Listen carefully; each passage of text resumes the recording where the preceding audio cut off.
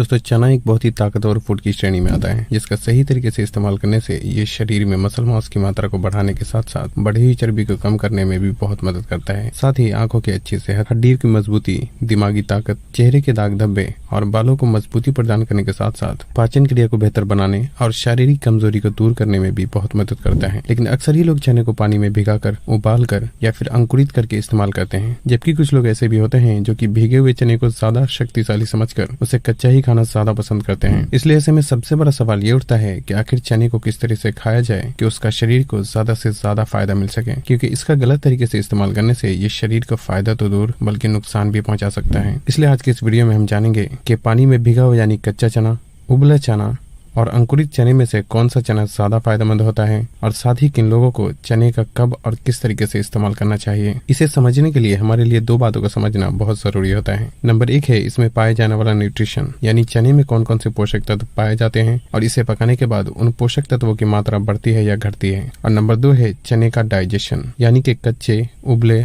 और अंकुरित किए हुए चने में कौन सा चना हमारे पेट में अच्छी तरीके से पचता है और कौन सा हमें नुकसान पहुंचा सकता है। क्योंकि कोई भी चीज चाहे जितनी भी अच्छी हो, लेकिन अगर वो ठीक से पच नहीं पाता तो उसका सही फायदा हमारे शरीर को मिल ही नहीं पाता। पहले बात करते हैं कि पोषक तत्वों के नजरिए से कच्चे चने में क्या क्या होता है और उसे उबालने या अंकुरित करने के बाद उनमें पोषक तत्वों की मात्रा बढ़ती है या घटती है। दोस्तों चने में कार्बोहाइड्रेट और प्रोटीन की सबसे ज्यादा मात्रा होती है, जबकि फैट बहुत ही कम मात्रा में मौजूद होता है। साथ ही इसमें फाइबर और कुछ माइक्रो न्यूट्रिएंट्स भी अच्छी खासी मात्रा में पाए जाते हैं। लेकिन जब भीगे हुए चने को उबालते हैं तो उसमें प्रोटीन की मात्रा में 3 से 4% कमी आ जाती है, और जब चने को अंकुरित करके इस्तेमाल किया जाता है तो उसमें प्रोटीन की मात्रा तो बढ़ती ही है, साथ ही उसमें वाइटामिन और मिनरल्स की मात्रा भी काफी हद तक बढ़ जाती है। खैर, हम अंकुरित चने के बारे में इसी वीडियो में बाद में बात करेंगे कि आपको इसका कब और कितना इस्तेमाल करना चाहिए। फिलहाल हम ये बात करते हैं कि कच्चे और पके हुए चने में कौन सा चना ज्यादा फायदेमंद होता है। दोस्तों यहाँ आप लोगों को इन दोनों को देखकर यही लग रहा होगा कि पानी में भिगा हुआ यानी कच्चे चने में पोषक तत्वों की मात्रा ज्यादा होती है, लेकिन जब पेट में जाकर पचने की बात आती है तो कहानी पूरी तरह से बदल जाती है। क्योंकि पहली बात तो ये कि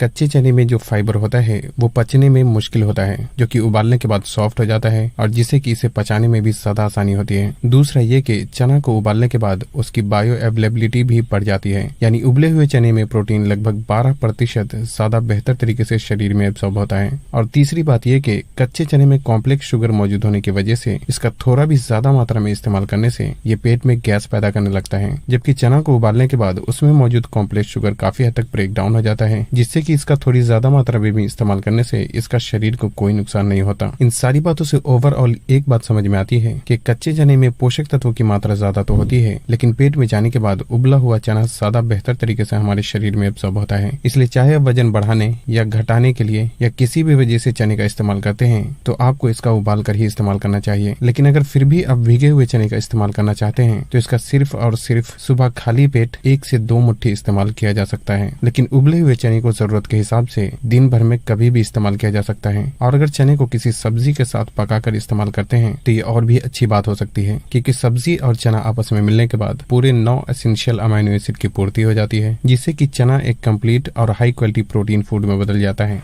अब हम बात करते हैं कि अंकुरित चने का कब और कितनी मात्रा में इस्तेमाल करना चाहिए। जैसा कि हमने पहले ही जाना कि चना को अंकुरित करने के बाद उसमें पोषक तत्वों की मात्रा बहुत ज्यादा बढ़ जाती है, इसलिए इसे खाने का सही तरीका भी पता होना बहुत जरूरी होता है। अंकुरित चने का सही फायदा शरीर को मिलने के लिए हमेशा ही इसे सुबह खाली पेट इस्तेमाल करना चाहिए, क्योंकि इस समय हमारा शरीर किसी भी खाने से ज्यादा बेहतर तरीके से पोषक तत्वों को एब्सॉर्ब कर पाता है। दूसरी बात यह कि अंकुरित चने का शुरुआत में 1 से 2 मुट्ठी से ज्यादा इस्तेमाल नहीं करना चाहिए, क्योंकि इसका ज्यादा मात्रा में इस्तेमाल करने से ये पेट में गैस पैदा करने लगता है। और तीसरी बात यह कि चना को अंकुरित होने के लिए इसे भिगाकर 1 से 2 दिन रखने की वजह से इसमें कुछ बैक्टीरिया ग्रो होने लगते हैं। इसलिए जिन लोगों का इम्यून सिस्टम कमजोर होता है, जैसे कि बच्चे, बूढ़े और गर्भवती महिलाओं को इसे कच्चा इस्तेमाल करने के बजाय कम से कम 1 मिनट के लिए गर्म पानी में भिगोकर रखना चाहिए और फिर इस्तेमाल करना चाहिए, क्योंकि ऐसा करने से इसमें मौजूद पोषक तत्वों की मात्रा में थोड़ी कमी तो आती है, लेकिन गर्म पानी में रखने की वजह से बैक्टीरिया काफी हद तक खत्म हो जाते हैं, और जिससे कि यह खाने में ज्यादा सेफ हो जाता है। हालांकि जो लोग जवान हैं और इम्यूनिटी पावर मजबूत है तो ऐसे लोग अंकुरित चने का कच्चा भी इस्तेमाल कर सकते हैं। साथ ही इसके टेस्ट को इम्प्रूव करने के लिए आप इसमें नींबू